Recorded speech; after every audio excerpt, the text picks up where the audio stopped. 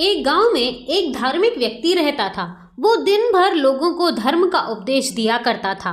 उसी गांव में एक नर्तकी यानी डांसर रहती थी, जो लोगों के सामने नाचकर उनका मन बहलाया करती थी।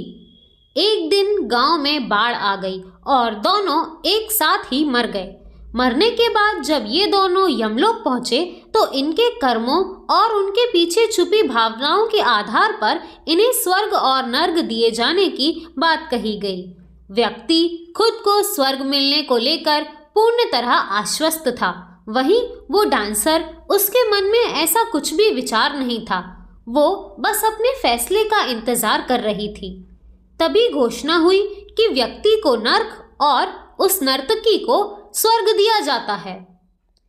इस फैसले को सुनकर व्यक्ति गुस्से में यमराज पर चिल्लाया और क्रोधित होकर बोला, अरे ये कैसा न्याय है महाराज, मैं जीवन भर लोगों को उपदेश देता रहा, मुझे नर्क नसीब हुआ, जबकि ये स्त्री जीवन भर लोगों को रिझाने के लिए नाचती रही और आप इसे स्वर्ग दे रहे हैं, ऐसा क्यों भला?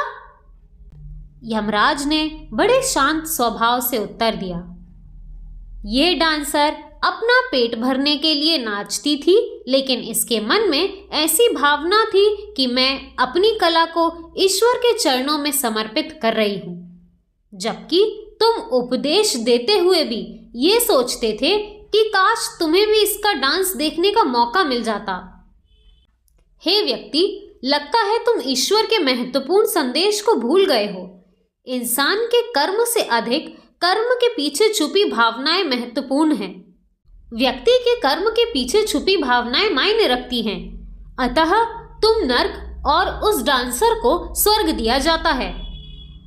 मित्रों, कोई भी काम करें, उसे करने से पीछे नीयत तो साफ होनी ही चाहिए, अन्यथा देखने में भले ही लगे कि काम हमें पुण्य की जगह ले जाएगा, लेकिन अगर आपके विचार शुद्ध नहीं है, आपकी भावना शुद्ध नहीं है, तो आपको पाप का भागी ही बनाता है। चाहे आप कितना भी पुण्य कर लें, कितना भी दान कर लें, अगर आपके विचार सही नहीं है, उसके पीछे की भावना सही नहीं है, लोगों के लिए आप गलत सोचते हैं, स्त्रियों का सम्मान आप नहीं कर सकते, तो आप भूल जाएं कि इन सब चीज़ों का पुण्य कभी आपको मिलेगा।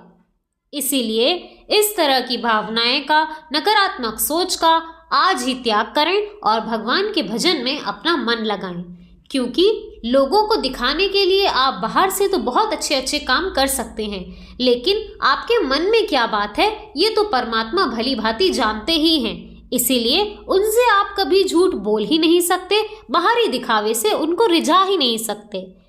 इसीलिए अपने मन में भगवान का चिंतन करें, आपके मन में सकारात्मक भाव ही आएंगे। राधे राधे।